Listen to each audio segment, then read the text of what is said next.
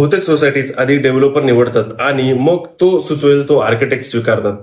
एका सोसायटीने हा क्रम व्यवस्थित केला. आधी स्वतंत्र आर्किटेक्ट निवडला, मग त्याच्याकडून पारदर्शक डेव्हलपर सिलेक्शन करवून घेतलं. याचा फायदा इतका वेगवान झाला की ऐकून तुमचा विश्वासही बसणार नाही. पुण्यातील एका सोसायटीने रिडेव्हलपमेंटसाठी पहिलं पाऊल म्हणून स्वतंत्र आणि अनुभवी आर्किटेक्ट निवडले, डेव्हलपर नाही.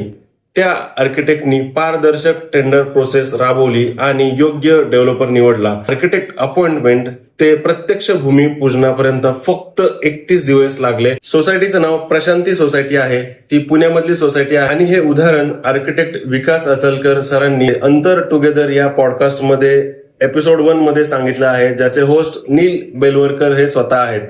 या केस संदर्भातील 5 पॉइंट्स. पहिला पॉइंट, डेव्हलपर आधी निवडून मग आर्किटेक्ट शोधण्यापेक्षा आधी स्वतंत्र आर्किटेक्ट नेमून त्याच्या मार्फत डेव्हलपर निवडणं जास्त जलद आणि ट्रान्सपरंट ठरतं. दुसरा पॉइंट, डेव्हलपरनी सुचवलेला आर्किटेक्ट नसल्यामुळे आर्किटेक्ट कोणत्याही एका बाजूच्या दबावाशिवाय सोसायटीच्या हिताचे निर्णय घेऊ शकला. तिसरा पॉइंट, पारदर्शक टेंडरिंग प्रोसेसमुळे विश्वास वाढला. स्पष्ट आणि खुल्या टेंडर प्रोसेसमुळे मेंबर्समध्ये संशय निर्माण झाला नाही आणि निर्णय जलद गतीने अप्रूव्ह झाले.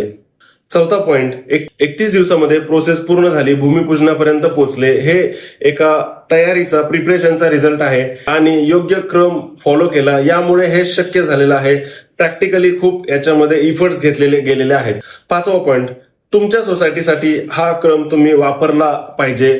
डेव्हलपर शोधण्याआधी एक स्वतंत्र अनुभवी आर्किटेक्ट किंवा पीएमसी नेमणं हेच सर्वात महत्वाचं पाऊल आहे. तुमच्या सोसायटीने आधी डेव्हलपर निवडला की आर्किटेक्ट किंवा पीएमसी हे कॉमेंटमध्ये सांगा. मी तुम्हाला या केस संदर्भातील अजून माहिती आणि रिडेव्हलपमेंटचं गाईड PDF स्वरूपामध्ये पाठवतो.